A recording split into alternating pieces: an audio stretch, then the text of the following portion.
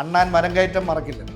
ആദ്യമായിട്ടായിരിക്കും ഇത്തരം ഒരു വെളിപ്പെടുത്തൽ എന്ന് എനിക്ക് തോന്നുന്നത്. ഒരു വനിതയോട് മോശമായി സംസാരിച്ചു, അദ്ദേഹത്തിൻ്റെ ഓഫീസിലെ ഫോണിൽ നിന്ന് സംസാരിക്കപ്പെട്ടു എന്നൊരു ആരോപണം ഇപ്പോൾ വന്നിട്ടുണ്ട്. കേരളത്തിൽ കോളിളക്കം സൃഷ്ടിച്ച ഒരു വാർത്ത ഞങ്ങൾ കൊടുത്ത് 3-ാമത്തെ മണിക്കൂറിൽ ഒരു മന്ത്രി രാജിവെക്കുക എന്നുള്ളത് ലോകചരിത്രത്തിൽ ആദ്യമായിട്ടാണ്. അന്ന് ഞങ്ങളെ കുതുകാൽ വെട്ടിയവർ, അന്ന് ഞങ്ങളെ പിന്നിൽ നിന്ന് കുത്തിയവർ, അന്ന് ഞങ്ങളെ തകർത്തെറിഞ്ഞവർ ഇന്ന് ഭയന്നാണ് പത്രപ്രവർത്തകർ. ആ പെൺകുട്ടി ടെലിവിഷനിൽ വന്ന് എന്നോടാണ് മന്ത്രി ഇത്തരത്തിൽ സംസാരിച്ചതെന്ന് തുറന്നു പറയാൻ തയ്യാറായിരുന്നു. ഒരു നല്ല വാർത്ത കൊടുക്കാൻ പോലും നട്ടലില്ലാത്ത സമൂഹമായി കേരളത്തിലെ മാധ്യമപ്രവർത്തകർ മാറി. ഇന്ന് പത്രപ്രവർത്തകന്റെ വില എവിടെയാണ്? ഒരു പത്രക്കാരനാണെന്ന് പുറത്തു പറയാൻ സാധിക്കും. ഇന്ന് പത്രക്കാരന് അന്തസ്സുണ്ടോ? ആത്മാഭിമാനമുള്ള ഒരുത്തരും ഈ രംഗത്തേക്ക് വരാത്ത നിലയിലേക്ക് ഇപ്പോൾ ഈ മാധ്യമ പ്രവർത്തനത്തെ കൊണ്ടെത്തിച്ചത് ഇതുപോലുള്ള മാന്യമാണ്. ഭരണാധികാരിയുടെ ഈ ലൈംഗിക ചേഷ്ടകൾ പുറത്തു കൊണ്ടുവന്നതിന് 2ാമത് ജയിലിൽ പോകുന്ന ആൾ അജിത്താണ്. അപ്പോൾ ഭയമാണ് മാധ്യമപ്രവർത്തകരെയും പത്രപ്രവർത്തകരെയും നയിക്കുന്ന വികാരം. നിങ്ങൾക്ക് തല്ല് കിട്ടണം, ഞങ്ങൾക്ക് തെറിയെങ്കിലും കിട്ടണം.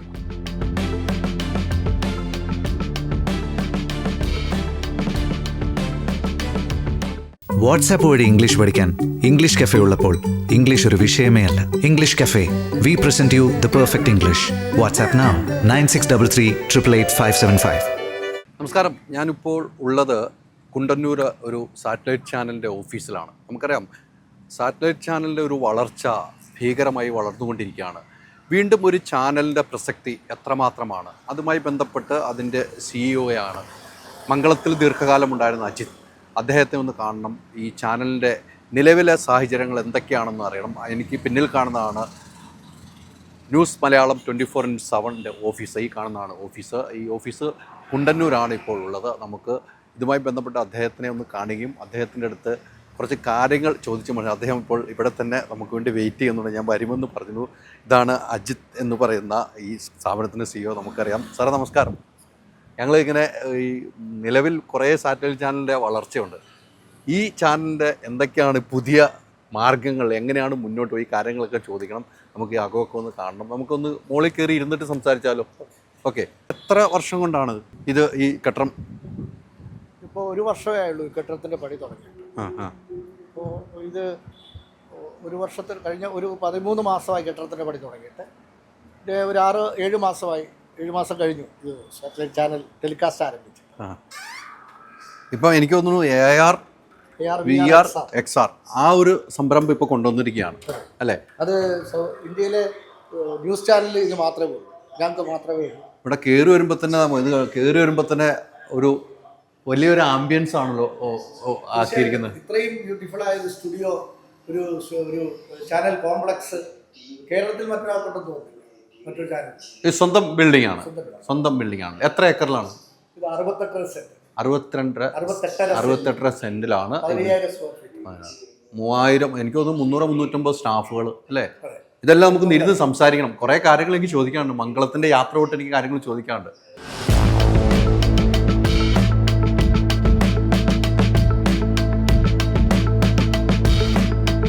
അപ്പോൾ നമുക്ക് വന്ന കാര്യങ്ങൾ നടത്താം. ഒരു ഇൻ്റർവ്യൂ എടുക്കണമെന്ന് ഓർത്താണ് വന്നിരിക്കുന്നത്. ഞാനൊക്കെ തുടങ്ങുന്ന കാലം തൊട്ട് അജിത് സാറിനെ കാണുന്നത് പല ചർച്ചയ്ക്കും. മംഗളം പത്രം എന്ന് പറഞ്ഞാൽ താങ്കളുടെ പേരായിരുന്നു ആ കാലഘട്ടത്തിൽ. വലിയൊരു യാത്രയായിരുന്നു അല്ലേ? വലിയൊരു യാത്ര, മാധ്യമപ്രവർത്തനം വലിയൊരു യാത്ര. ഇപ്പോൾ എത്തി നിൽക്കുന്നത് വേറൊരു പൊസിഷനിൽ. എങ്കിലും നമ്മളുടെ ഉള്ളിലെ ജേർണലിസം പ്രവർത്തിച്ചുകൊണ്ടേയിരിക്കുകയാണ് എൻ്റെ അറിവിൽ. ഇപ്പോൾ CEO ആയിട്ട് വർക്ക് ചെയ്യുന്നു. ഒരു തമിഴ് സാറ്റലൈറ്റാണ്, അത് മലയാളത്തിലേക്ക് കൊണ്ട് മലയാളം ന്യൂസ് 24/7 അതിൻ്റെ തലപ്പത്താണ് ഇരിക്കുന്നത്. എങ്ങനെയാണ് ഒന്ന് പുറകോട്ട് തിരിഞ്ഞു പോയ യാത്ര? ഇപ്പോൾ ന്യൂസ് മലയാളം 24/7 എന്ന ഈ സാറ്റലൈറ്റ് ചാനൽ, ഇപ്പോൾ ഞാൻ CEO ആയി പ്രവർത്തിക്കുന്ന സാറ്റലൈറ്റ് ചാനൽ സൗത്ത് ഇന്ത്യയിലെ ഏറ്റവും വലിയ സ്റ്റുഡിയോ സ്വന്തമായുള്ള ചാനലാണ്. AR VR XR എന്ന ഫെസിലിറ്റി, സാങ്കേതിക സൗകര്യം ഉള്ള ഇന്ത്യയിലെ ഏക വാർത്താ ചാനലാണ്. അത് മലയാളത്തിൽ ഇവർക്ക് സ്വന്തമായിട്ട്, ഈ ചാനലിൻ്റെ മാനേജ്മെൻറ്റ് സ്വന്തമായി, അദ്ദേഹം ചെയർമാൻ ശ്രീ സകിലൻ പത്മനാഭൻ, അദ്ദേഹത്തിന് സ്വന്തമായി തമിഴ്നാട്ടിൽ ന്യൂസ് തമിഴ് 24/7 എന്ന ചാനലുണ്ട്. അവിടെ നമ്പർ 1 ആണ്. അതോടൊപ്പം തന്നെ തമിഴ്നാട്ടിൽ കേബിൾ തമിഴ് കേബിൾ കമ്പനിയുടെ ചെയർമാനാണ്. 1000 കോടി ടേൺ ഓവറുള്ള കമ്പനിയാണ്. പ്രത്യേകത അദ്ദേഹം ഗുരുവായൂർക്കാരനാണ് എന്നുള്ളതാണ്. മലയാളിയാണോ? മലയാളിയാണ്. മാനേജിംഗ് ഡയറക്ടർ ശ്രീ അബൂബക്കർ സിദ്ദീഖ്, അദ്ദേഹം കേരള വിഷൻ്റെ ഇവിടുത്തെ കേബിൾ കമ്പനിയുടെ ചെയർമാനായിരുന്നു. അദ്ദേഹം അതിൻ്റെ സാരഥിയാണ്. അപ്പോൾ ഈ രംഗത്തെ ഏറ്റവും പ്രധാനം ഒരു സാറ്റലൈറ്റ് ചാനലിന് വേണ്ടത് നെറ്റ്വർക്കാണ്. ആ 2 സൗഭാഗ്യങ്ങളിലൂടെ ആണ് ന്യൂസ് മലയാളം 24/7 പിറന്നിരിക്കുന്നത്. അതുപോലെ 100 കോടിയുടെ പ്രോജക്റ്റാണ്. ഇത്രയും വിപുലമായൊരു പ്രോജക്റ്റ്, ഇത്രയും വിപുലമായ സജ്ജീകരണങ്ങൾ ഇപ്പോൾ താങ്കൾ തന്നെ ഇവിടെ മൊത്തം കണ്ടു കാണും. ഏറ്റവും വലിയ സാങ്കേതിക സൗകര്യങ്ങളും ഉള്ളതാണ് ഈ ചാനൽ. അപ്പോൾ അങ്ങനെയുള്ള ചാനലാണ് ഇത്. ഞങ്ങൾ വ്യത്യസ്തമായൊരു പാതയിലൂടെയാണ് സഞ്ചരിക്കുന്നത്. ഈ പ്രേക്ഷകനെ ഞെട്ടിപ്പിക്കുക, ത്രസിപ്പിക്കുക, കുഴപ്പത്തിലാക്കുക ഒന്നും ചെയ്യാതെ, ഡിബേറ്റുകളില്ലാതെ, വളരെ ക്ഷോഭജനകമായ വാർത്തകളില്ലാതെ ശാന്തമായൊഴുകുന്ന ഒരു നദി പോലെയാണ് ഈ വാർത്താ ചാനൽ സംവിധാനം ചെയ്തിരിക്കുന്നത്. അതുകൊണ്ട് തീർച്ചയായും ഇതിന് വേറിട്ടൊരു വഴിയുണ്ട്, വേറിട്ടൊരു അംഗീകാരം ലഭിക്കും എന്നാണ് ഞങ്ങളുടെ പ്രതീക്ഷ. നല്ല വാർത്താ അവതാരകരെ, പ്രത്യേകിച്ച് ഇ സനീഷ്, ഹർഷൻ, സേതുലക്ഷ്മി, ലക്ഷ്മി പത്മ, മാത്രമല്ല അതിന് തൊട്ടുപിറകിൽ വലിയ പ്രഗത്ഭരായ യുവ നിര, പത്രപ്രവർത്തന രംഗത്തെ, മാധ്യമരംഗത്ത് പരിചയസമ്പന്നരായ ഒരു വലിയ നിര, 300 പേരാണ് ഞങ്ങളുടെ സംഘത്തിലുള്ളത്. അങ്ങനെയുള്ളൊരു വലിയ സമൃദ്ധമായ പ്രതിഭകളെ കൊണ്ട് നിറഞ്ഞിരിക്കുകയാണ് ഈ ചാനൽ. തീർച്ചയായും ഇതിനൊരു വളർച്ച, ഇതിൻ്റെ പാത ജനങ്ങൾ സ്വീകരിക്കും എന്നാണ് ഞങ്ങൾ പ്രതീക്ഷിക്കുന്നത്. അതാണ് ഇപ്പോഴത്തെ ചാനലിൻ്റെ അവസ്ഥ. ഈ സാറ്റലൈറ്റ് ചാനലിലെ വലിയ മത്സരങ്ങൾ നടക്കുന്ന സമയത്താണ് ഒരു മലയാളത്തിൽ പുതിയൊരു ചാനൽ എന്നൊരു ആശയം വരുന്നത്. അതെ, ഈ ഗുരുവായൂർ സ്വദേശി തമിഴ്നാട്ടിൽ നമ്പർ 1 ചാനലിൻ്റെ ഉടമ ഇങ്ങോട്ട് വരുന്നതും താങ്കളെ തേടി എത്തുകയും ചെയ്യുന്നത്. താങ്കളാണ് ഈ തുടക്കം മുതൽ ഇതിൻ്റെ കൂടെ ഉണ്ടായിരുന്ന യാത്ര ചെയ്ത വ്യക്തി എന്നാണ്. അജിത് എന്നൊരു വ്യക്തിയാണ് ഇതിൻ്റെ തുടക്കം മുതൽ യാത്ര ചെയ്തിരുന്നത്. ആദ്യത്തെ എംപ്ലോയി ഞാനാണ്. ആദ്യം താങ്കളാണ്. പിന്നെ താങ്കളിൽ നിന്നാണ് മറ്റുള്ളവരെല്ലാം ഇവിടെ എത്തിപ്പെടുന്നത്. ഇത്തരം ഒരു വലിയ മത്സരം നടക്കുമ്പോൾ ഈ ഒരു ചാനലിനെ വിജയിപ്പിച്ചെടുക്കാൻ താങ്കൾക്ക് വലിയ റിസ്ക് എടുക്കേണ്ടതായി വരും. ഒരു പ്രധാനപ്പെട്ട പ്രശ്നം, മറ്റു ചാനലുകളെല്ലാം ഒരു വഴിക്കാണ് പോകുന്നത്. അതായത് സംഘർഷം, ഡിബേറ്റ്, അടി, വെടിവെപ്പ്, വെള്ളപ്പൊക്കം, ആ തരത്തിൽ പ്രേക്ഷകനെ ആകെ മുൾമുനയിൽ നിർത്തുന്ന, ഈ പ്രഷർ വർദ്ധിപ്പിക്കുന്ന, ഹൃദ്രോഗമുണ്ടാക്കുന്ന ആ തരത്തിലുള്ള സംഘർഷഭരിതമായ ഒരു വാർത്താ സംസ്കാരമാണ് മറ്റ് ചാനലുകളൊക്കെ നൽകുന്നത്. അതിൽ നിന്ന് വേറിട്ടാണ് ഞങ്ങൾ നിൽക്കുന്നത്. അപ്പോൾ ഞങ്ങളുടെ വഴിയിലൊക്കെ ഏക ചാനലേ ഉള്ളൂ, മറ്റുള്ള ചാനലെല്ലാം ഒരു വഴിയിലാണ്. അവിടെ exclusive, back to back news, സംഘർഷം, ലാത്തിച്ചാർജ്, വെടിവെപ്പ്, വാർത്തകളുടെ ക്ഷോഭജനകമായ അവസ്ഥ, ഡിബേറ്റ്, തമ്മിത്തല്ല്. അപ്പോൾ ആ തരത്തിലുള്ള അവസ്ഥയിൽ നിന്നും ഞങ്ങളുടെ വഴിക്ക് മാത്രമായി പോകുന്ന ഒരു ചാനലാണ്. ഇൻവെസ്റ്റിഗേഷൻ ഞങ്ങളുടെ ഒരു പ്രധാനപ്പെട്ട പാർട്ടാണ് തീർച്ചയായിട്ടും. അപ്പോൾ നീതി നിഷേധത്തിനെതിരെയും അതുപോലെ തന്നെ അക്രമത്തിനെതിരെയൊക്കെ ഇൻവെസ്റ്റിഗേഷൻ ഞങ്ങളുടെ പ്രധാനപ്പെട്ട ഒരു ഏരിയയാണ്. പക്ഷേ എന്നാലും പ്രേക്ഷകർക്ക് സമ്മർദ്ദമില്ലാതെ ശാന്തമായിരുന്ന് കാണാവുന്ന ചാനലായിട്ട് ഇത് പരക്കെ അംഗീകരിക്കപ്പെട്ടിട്ടുണ്ട്. അപ്പം ഞങ്ങളുടെ വഴിയിൽ ഞങ്ങൾ മാത്രമേ ഉള്ളൂ. അതുകൊണ്ടാണ് ഞങ്ങൾ നേട്ടം കൊയ്യാൻ കഴിയും, ഞങ്ങൾക്ക് മുൻപന്തിയിലെത്താൻ കഴിയും എന്ന് ഞങ്ങൾ പ്രതീക്ഷിക്കുന്നു.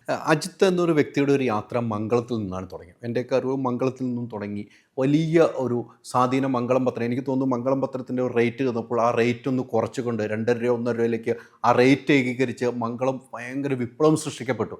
എനിക്ക് എൻ്റെ നാട് ഇടുക്കിയിലൊക്കെ ഏറ്റവും കൂടുതൽ സർക്കുലേഷൻ ഉണ്ടാക്കിയ ഒരു പത്രമായിരുന്നു. ഇടുക്കിയിലെ നമ്പർ 1 ആയിരുന്നു എൻ്റെ ഒരു ഓർമ്മ. കോട്ടയത്ത് മാതൃഭൂമിയേക്കാൾ കൂടുതൽ നമ്പർ 2 ആയി കോട്ടയം എഡിഷൻ. അങ്ങനെ വരുത്തിയ ഒരു വ്യക്തിയാണ്. ആ ഒരു റേറ്റ് കുറഞ്ഞ് ആളുകൾ വായിക്കണം. ഇപ്പം ഈ പാത വന്നപ്പോഴാണ് ആളുകൾ ഈ പാതയിലേക്ക് വരണമെന്ന് പറഞ്ഞാൽ അന്ന് ആ പാത വിജയിപ്പിച്ച് കാണിച്ചൊരു വ്യക്തിയാണ്. ആ ഒരു പാത തന്നെയാണ് ഇതിലും തുടരുന്നത് എനിക്കിപ്പോൾ പെട്ടെന്ന് തോന്നുന്നു. അല്ലേ, ഇതിലെ ആശയം ഞങ്ങളുടെ ചെയർമാൻ ശ്രീ സകിലൻ പത്മനാഭൻ്റെയാണ്. അദ്ദേഹം തമിഴ്നാട്ടിൽ വികസിപ്പിച്ച് വിജയിച്ച ഒരു ഫോർമുലയാണ്. മംഗളത്തെ സംബന്ധിച്ചിടത്തോളം ഇവിടെ ഞങ്ങൾ അഡോപ്റ്റ് ചെയ്യുന്നത്. മംഗളത്തെ സംബന്ധിച്ചിടത്തോളം അന്ന് മംഗളം പത്രം 5000 കോപ്പിയും 5 ലക്ഷം രൂപ advertisement per month revenue per മന്തുമായിട്ട് തകർന്നു. മംഗളം പത്രം നിർത്തുന്നതിനെക്കുറിച്ചാണ് അന്ന് വർഗീസ് സാർ ആലോചിച്ചത്. അപ്പം പത്രപ്രവർത്തനാകുക എന്ന അംബീഷൻ മാത്രം ജീവിതത്തിൽ സൃഷ്ടിച്ചിട്ടുള്ള ആളാണ് ഞാൻ. അപ്പോൾ അതുകൊണ്ട് ഒരു MBAയോ, ഞാൻ വെറും പത്രപ്രവർത്തകൻ മാത്രമാണ്, തിരുവനന്തപുരം ബ്യൂറോ ചീഫാണ് ആ സമയത്ത്. അങ്ങനെ ഒരു മാനേജ്മെൻറ്റ് എക്സ്പെർട്ടൈസ് ഒന്നും എനിക്കില്ല. ആ സമയത്താണ് ആവശ്യബോധം കൊണ്ടാണ് മാനേജ്മെൻറ്റ് രംഗത്തേക്ക് ഞാൻ കടന്നു വരുന്നത്. അങ്ങനെ മംഗളം പത്രം പല സ്ട്രാറ്റജി ഉപയോഗിച്ചു. ഈ പ്രൈസ് കുറച്ചു എന്നുള്ളത് ഒരു മാർഗം. അതുപോലെ തന്നെ പരസ്യരംഗത്ത് വലിയൊരു മാറ്റം വരുത്തി. അങ്ങനെ വലിയ ശൃംഖലയെ സൃഷ്ടിച്ചെടുത്തു. പ്രാദേശിക ലേഖകരുടെ ഒരു വലിയ കരുത്തുറ്റ ബേസ് ഉണ്ടാക്കി. അതുകൊണ്ട് ആ 5000 കോപ്പിയും 5 ലക്ഷം രൂപ അഡ്വർടൈസ്മെൻറ്റ് റവന്യൂ പെർ മന്ത് എന്നിടത്ത് 2.5 ലക്ഷം കോപ്പിയും 1.5 കോടി രൂപ അഡ്വർടൈസ്മെൻറ്റ് റവന്യൂ പെർ മന്തും സൃഷ്ടിച്ചെടുക്കുന്നതിന് നേതൃപരമായ പങ്ക് വഹിക്കാൻ എനിക്ക് കഴിഞ്ഞു. ഒറ്റയ്ക്കൊരു നേട്ടമല്ല, ഈ സംവിധാനങ്ങളുടെ ആകെ. അതായത് 150 രൂപ ശമ്പളം കിട്ടിയിരുന്ന പ്രാദേശിക ലേഖകൻ 1 വർഷം കഴിഞ്ഞപ്പോൾ പലരും മാരുതിക്കാരെടുത്തു. അപ്പോൾ അവർക്കും നേട്ടം പകർന്നു, മാനേജ്മെൻറ്റിനും നേട്ടമുണ്ടായി. സ്വാഭാവികമായി മംഗളം എനിക്ക് പൂർണ്ണ സ്വാതന്ത്ര്യം തന്നു. അങ്ങനെ ഹാർഡ് വർക്ക് ചെയ്യുകയും അത് നല്ലൊരു ഭാവനയോടെ വികസിപ്പിച്ചെടുക്കുകയും ചെയ്യുന്ന എല്ലാവരുടെയും സഹകരണത്തോടെ, അതാണ് മംഗളത്തിൻ്റെ ഒരു വിജയരഹസ്യം. അപ്പോൾ അതോടൊപ്പം തന്നെ വാർത്തകളിൽ ഒരു വിട്ടുവീഴ്ചയും കാണിച്ചില്ല. ആർക്കുമെതിരെ നമ്മുടെ മാനേജിങ് ഡയറക്ടറുടെ ഭാര്യയുടെ ഫസ്റ്റ് കസിനായ മന്ത്രിയെ രാജിവെപ്പിക്കുന്നത് വരെ ഞങ്ങൾ ചെയ്തു. അത് കവിഞ്ഞൊന്നും ചെയ്യാനില്ലല്ലോ. 4 മന്ത്രിമാരെ അതിലൂടെ പത്രത്തിലൂടെ 3 മന്ത്രിമാരെ രാജിവെപ്പിച്ചു. ഞാൻ രാജിവെപ്പിച്ചു എന്നല്ല, നിമിത്തമായത്. അപ്പോൾ അങ്ങനെ ഒരു തീരുമാനമെടുക്കുന്നതിൽ ആ തരത്തിൽ വാർത്തയ്ക്കെന്ന് പ്രസക്തി ഉണ്ടായിരുന്നു. മാത്രമല്ല, എന്ത് വാർത്തയും കൊടുക്കും, ഞങ്ങൾക്ക് ബോധ്യമുള്ള എന്ത് വാർത്തയും. മറ്റ് പത്രങ്ങൾ കൊടുക്കാത്ത വാർത്ത, ഉദാഹരണം ദേവസ്വം ബോർഡിനെ വിട്ട ചരിത്രമുണ്ട്. എനിക്കത് സ്റ്റേറ്റ് അവാർഡ് കിട്ടിയ 2ാമത്തെ സ്റ്റേറ്റ് അവാർഡ് എനിക്ക് ദേവസ്വം ബോർഡിനെ പിരിച്ചുവിടുന്നതിനാണ് ലഭിക്കുന്നത്. അതുപോലെ തന്നെ ക്രൈസ്തവ സഭകളുടെ ഇന്നർ ഇഷ്യൂസ് തുറന്നു കാണിക്കുക. അപ്പോൾ ആർക്കുമെതിരെ, അതായത് വാർത്തയാണോ അത് മുഖം നോക്കാതെ എന്തും എഴുതും. ഞങ്ങളുടെ അന്നത്തെ ഉടമസ്ഥർ കത്തോലിക്ക സഭയ്ക്കെതിരെ ഏറ്റവും കൂടുതൽ വാർത്ത കൊടുത്തിട്ടുണ്ട്. ക്രൈസ്തവ സഭകൾ തമ്മിലുള്ള ഭിന്നത വന്നപ്പോൾ അത് ഏറ്റവും കൂടുതൽ എക്സ്പോസ് ചെയ്തിട്ടുണ്ട്. മുസ്ലിം തീവ്രവാദത്തെ ഏറ്റവും കൂടുതൽ എക്സ്പോസ് ചെയ്തിട്ടുണ്ട്. NSS SNDPയും തമ്മിൽ അതിനകത്തെ ഉൾപ്പിരിവുകളെ ഏറ്റവും ഗംഭീരമായി എക്സ്പോസ് ചെയ്തിട്ടുണ്ട്. പൊളിറ്റിക്കൽ വാർത്ത, അതൊക്കെ അതിലെങ്കിൽ ഒരു വിട്ടുവീഴ്ചയും ചെയ്യാതെ മുഖം നോക്കാതെ. ഒരു കാര്യമുണ്ട്, ആരുടെയും മുഖം നോക്കാതെ വാർത്ത കൊടുത്താൽ ആർക്കും വിരോധം ഉണ്ടാവില്ല എന്നുള്ളതാണ് അന്നത്തെ അനുഭവം. അന്ന് മംഗളത്തിലിരിക്കുമ്പോൾ തീർച്ചയായിട്ടും ആ മംഗളം എന്ന പ്രസ്ഥാനം ഒരു 2015 മാർച്ചിലൊരു ചാനൽ തുടങ്ങുന്നു അല്ലേ? ആ 2015 മാർച്ച് മാസത്തിലാണ് നമ്മളിവിടെ ഇരിക്കുന്നത്. ഇവിടുത്തെ ഒരു സാറ്റലൈറ്റ് ചാനൽ വിജയത്തിലേക്ക് ഉദിക്കുമ്പോൾ അന്ന് സാറ്റലൈറ്റ് ചാനൽ തുടങ്ങി. മംഗളം അന്ന് ചാനൽ എന്നുള്ളൊരു സ്വപ്നമായിരുന്നു എന്നെ സംബന്ധിച്ചിടത്തോളം വ്യക്തിപരമായി. കാരണം പത്രം വിജയിപ്പിച്ചു കഴിഞ്ഞു. അപ്പോൾ അടുത്തത് ഞാൻ അന്ന് മുൻകൈ എടുത്താലേ ഒരു ചാനൽ തുടങ്ങൂ എന്നുള്ളതുകൊണ്ട് ഞാൻ മുൻകൈ എടുത്തു. അന്ന് ചാനലിൻ്റെ ഞാൻ ആവശ്യപ്പെട്ടിട്ട് അല്ലെങ്കിൽ പോലും ചാനലിൻ്റെ മാനേജിംഗ് ഡയറക്ടർ ഞാനും സാജൻ വർഗീസ് അതിൻ്റെ ചെയർമാനുമായിരുന്നു. ചാനൽ നല്ല നിലയിലാണ് തുടങ്ങിയത്. ചാനലിൽ ഏറ്റവും കുറഞ്ഞ ചെലവിൽ നല്ല നിലയിൽ ചാനൽ തുടങ്ങാൻ കഴിഞ്ഞു. ഞങ്ങൾക്ക് പത്രത്തിൻ്റെ എല്ലാ സപ്പോർട്ടും ഉണ്ടായിരുന്നു. അതിനകത്ത് വന്ന ഫസ്റ്റ് വാർത്ത കേരളത്തിൽ കോളിളക്കം സൃഷ്ടിച്ച ഒരു വാർത്ത ഞങ്ങൾ കൊടുത്ത് 3ാമത്തെ മണിക്കൂറിൽ ഒരു മന്ത്രി രാജിവെക്കുക എന്നുള്ളത് ലോകചരിത്രത്തിൽ ആദ്യമായിട്ടാണ്. 3ാമത്തെ മണിക്കൂറിലാണ് ആ മന്ത്രി രാജിവെക്കുന്നത്. ആ വാർത്ത സത്യമായിരുന്നു. എന്നാൽ ആ ചാനൽ ആ വാർത്തയിലൂടെ വൻ തോതിൽ, അതായത് അന്ന് റേറ്റിങ്ങിൽ മറ്റുള്ള ചാനലിനേക്കാൾ ദിവസങ്ങളോളം ആഴ്ചകളോളം ഞങ്ങൾ നമ്പർ 1 ആയിരുന്നു. ട്രിവാൻഡ്രങ്ങളിൽ 19 TV ഉണ്ടായിരുന്നു. 19ലും മംഗളം ചാനലാണ് 24 മണിക്കൂർ. പ്രസ് ക്ലബിൽ ഫസ്റ്റ് വാർത്ത എന്നെ വിളിച്ച് അവർ ആർപ്പുവിളിയോടുകൂടിയാണ് എടുത്തു പൊക്കിയത്, പ്രസ് ക്ലബിലെ മൊത്തം പത്രക്കാർ. ആ ഒരു തരത്തിൽ വന്ന വാർത്ത. അതിനുശേഷം സ്വാഭാവികമായി മറ്റു ചാനലുകളും പത്രക്കാരും എല്ലാവരും വളരെയേറെ പേർ ഒരുമിച്ച് നിൽക്കുകയും ആ ചാനലിനെ തകർക്കുകയും ചെയ്യും. അതിൻ്റെ ബുദ്ധിമുട്ട്, ആ അപജയം ഇന്നും പത്രസമൂഹം അനുഭവിക്കുന്നുണ്ട് എന്നുള്ളതാണ് വസ്തുത. അന്ന് ഞങ്ങളെ കുതുകാൽ വെട്ടിയവർ, അന്ന് ഞങ്ങളെ പിന്നിൽ നിന്ന് കുത്തിയവർ, അന്ന് ഞങ്ങളെ തകർത്തെറിഞ്ഞവർ ഇന്ന് ഭയന്നാണ് പത്രപ്രവർത്തനം നടത്തുന്നത്. അന്തസ്സോടെ ഈ പത്രപ്രവർത്തന രംഗത്തിൻ്റെ അന്തസ്സ് തകർന്നു. ഇത് തലയുയർത്തി നിൽക്കാൻ വയ്യാത്ത സ്ഥിതിയായി. പത്രപ്രവർത്തകർ മൊത്തം ഭയന്നാണ് ജീവിക്കുന്നത്. ഒരു നല്ല വാർത്ത കൊടുക്കാൻ പോലും നട്ടലില്ലാത്ത സമൂഹമായി കേരളത്തിലെ മാധ്യമപ്രവർത്തകർ മാറി. അതിൻ്റെ കാരണം ആ കുതുകാൽവെട്ടാണ്. ആ കുതുകാലുവെട്ട് എന്ന് പറയുമ്പോൾ അതിനകത്ത് 2-3 കാര്യമുണ്ട്. മന്ത്രി ശശീന്ദ്രനെ ഇപ്പോൾ പറഞ്ഞു മംഗളത്തിലെ ആദ്യത്തെ ബ്രേക്കിംഗ് മൺസ് 3-ാം മണിക്കൂറിൽ മന്ത്രി ശശീന്ദ്രൻ രാജിവെക്കുന്നു. അത് അന്നത്തെ ചർച്ചകളിലൊക്കെ താങ്കൾ വന്ന് പറഞ്ഞത് എനിക്ക് ഓർക്കുന്നത് അതൊരു ഹണി ട്രാപ്പാണ് അല്ലേ? പിന്നീട് പറയുന്ന ഒരു സിംഗ് ഓപ്പറേഷൻ ആണ്. സിംഗ് ഓപ്പറേഷൻ അങ്ങനെ 2-3 തട്ടിൽ അങ്ങനെ മാറ്റിയും മറിച്ചും പറഞ്ഞിരുന്നു. അതായത് ഹണി ട്രാപ്പ് ആയിരുന്നില്ല. ഒന്ന് അതിലേക്ക് വരാം. ഞാൻ ആദ്യമായിട്ടാണ് ആ വിവരം വെളിപ്പെടുത്താൻ പോകുന്നത്. ഒരു പെൺകുട്ടിയോട് മോശമായി സംസാരിച്ചു, അവൾക്ക് പരാതിയുണ്ടായി. അവൾ ജേർണലിസ്റ്റ് ആയിരുന്നു. അവളുടെ ഭർത്താവ് അന്ന് ഇൻഫർമേഷൻ ഓഫീസറാണ് പ്രിയാർഡിയിലെ. അങ്ങനെയാണ് ആ കുട്ടിയെ എടുക്കുന്നത്.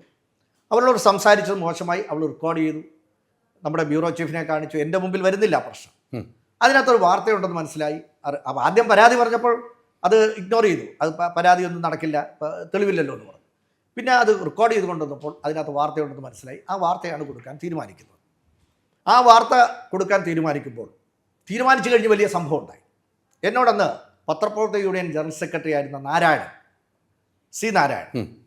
ഭാസുരേന്ദ്ര ബാബു, പത്രം എന്ന വാരികയുടെ എഡിറ്റർ എസ് ചന്ദ്രമോഹൻ, ഈ വാർത്ത സംവിധാനം ചെയ്ത എസ് നാരായണൻ, ഇത്രയും പേര് ഞാനുമായിട്ട് സംസാരിച്ചപ്പോൾ അന്ന് എസ് നാരായണൻ നാരായണൻ, ഈ പത്രപ്രവർത്തക യൂണിയൻ ജനറൽ സെക്രട്ടറി നാരായണൻ പറഞ്ഞൊരു നിർദ്ദേശമാണ്, ഭാസുരേന്ദ്ര ബാബു പറഞ്ഞൊരു നിർദ്ദേശമാണ്, ഇതൊരു ഖേദം പ്രകടിപ്പിച്ചാൽ ഈ പ്രശ്നം തീരും.